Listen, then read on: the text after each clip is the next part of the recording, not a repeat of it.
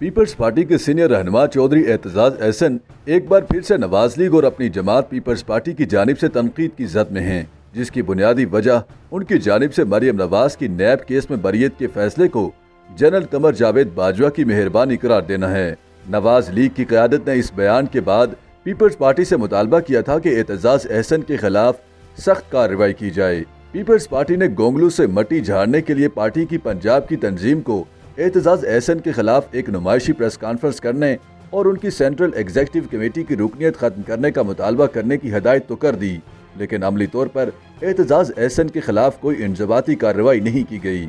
इस दौरान ये इतलात भी आई कि एतजाज एहसन तहरीक इंसाफ में शामिल होकर इमरान होने जा रहे हैं, लेकिन उन्होंने इन अफवाहों की तरदीद करते हुए वजाहत कर दी है कि इमरान खान से उनकी पुरानी दोस्ती है और ये कि लाहौर के जमान पार्क में उनके और खान साहब के घरों की दीवारें एक साथ जुड़ी हुई हैं। मगर सवाल यह है कि एतजाज को ये वजाहत करने की ज़रूरत क्यों पेश आई है कि वो पीपल्स पार्टी का ही हिस्सा हैं।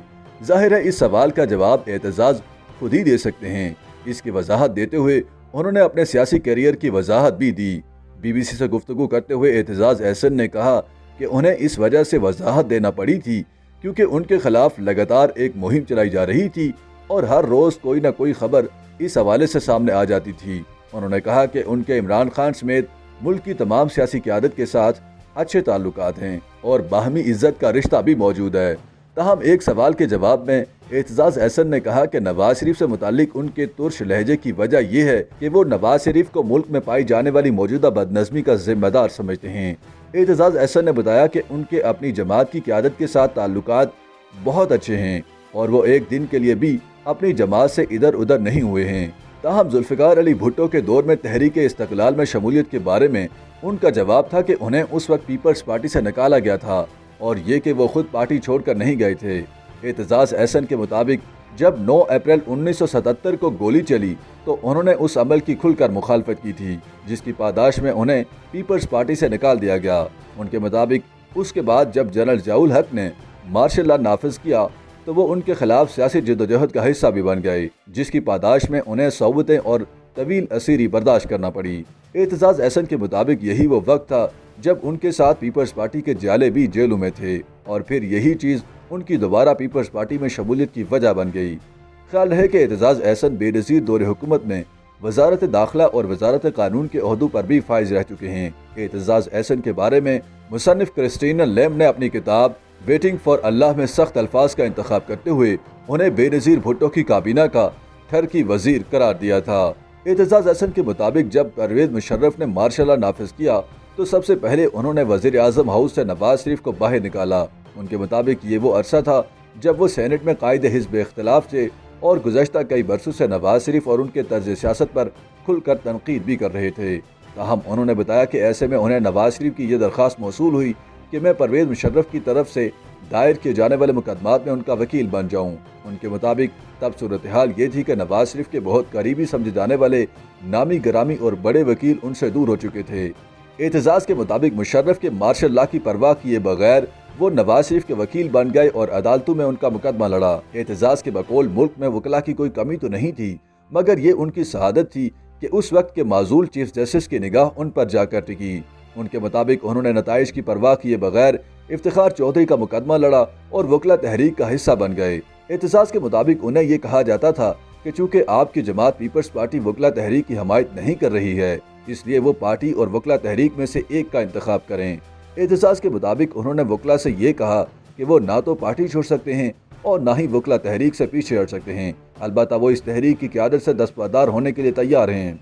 ताहम उनके मुताबिक वकला ने यह मौक़िफ़ इख्तियार किया कि आपकी क़यादत के बगैर तहरीक को आगे बढ़ाना आसान ना होगा और यूँ वो इस तहरीक के चीफ जस्टिस की बहाली तक रोहे रवां रहे। एतजाज एहसन ने वकला तहरीक के बाद बतौर वकील चीफ जस्टिस इफ्तिखार मोहम्मद चौधरी की अदालत में यह कहकर पेश न होने का ऐलान कर दिया क्योंकि वो उनके वकील रहे हैं। उन दिनों वकील ये सवाल उनसे भी पूछते थे कि आप कहीं हमें दरमियान में तो नहीं छोड़ देंगे। एक रोज़ ऐसे ही एक तासुर पर जजेस कॉलोनी में वाक़ई चीफ जस्टिस की रिहाइशगाह की बालकनी में खड़े होकर उन्होंने कहा कि एतजाज पीछे नहीं हटेगा, चाहे इसकी कोई भी कीमत चुकानी पड़े। वकला तहरीक के दौरान जब रैलियों और मुजाहिरों में पीपल्स पार्टी की क़यादत और साबिक सदर आसिफ अली जरदारी के खिलाफ नारे बुलंद हुए थे तो वो माइक संभाल कर और कभी खुद मिन्नत करके वकला से ऐसे नारे ना लगाने की दरख्वास्त करते थे। ताहम ये भी हकीकत है कि इफ्तिखार चौधरी और दीगर जजों ने यूसुफ रजा गिलानी के हाथों बहाली के बाद उन्हीं को नाअहल कर दिया था। तब से एतजाज एहसन ना तो पीपल्स पार्टी और ना ही वकालत में इतने मुतहरिक रहे हैं। लेकिन एतजाज एहसन के मुताबिक ये तासुर दुरुस्त नहीं है कि वो सियासी तौर पर ज्यादा मुतहरिक नहीं रहे। उनके मुताबिक उन्होंने सन 2008 के इलेक्शन का बाइकाट वकला तहरीक के फैसले की रोशनी में किया था। ताहम बाद में वो अपनी जमात पीपल्स पार्टी के टिकट से सेनेटर बन गए थे। उनके मुताबिक सेनेट में उन्होंने मुतहरिक किरदार अदा किया। एतजाज के मुताबिक ये बात सच्ची है कि बढ़ती उम्र के साथ उनकी कानूनी और सियासी सरगर्मियों में कमी वाक़ हुई है। उनके मुताबिक जब वो इफ्तिखार चौधरी का मुकदमा लड़ रहे थे तो उस वक्त उनकी उम्र 62 बरस थी, जबकि आज वो 78 बरस के हो चुके हैं। उनका इसरार है कि इस उम्र में उन्होंने अपनी जमात छोड़कर तहरीक इंसाफ में शमूलियत इख्तियार करके अपनी सारी जिंदगी की सियासी जदोजहद पर पानी नहीं फेरना। YouTube पर गूगली न्यूज देखने के लिए youtube.com की सर्च बार में गूगली न्यूज टीवी टाइप करें। गूगली न्यूज के पेज पर सुर्ख रंग के सब्सक्रिप्शन वाले बटन पर क्लिक करना ना भूलिए। YouTube पेज पर अपलोड होने वाली वीडियोस से बाखबर रहने के लिए बेल आइकन पर क्लिक कीजिए। आपको हर नई वीडियो के बारे में नोटिफिकेशन मौसूल हो जाएगा।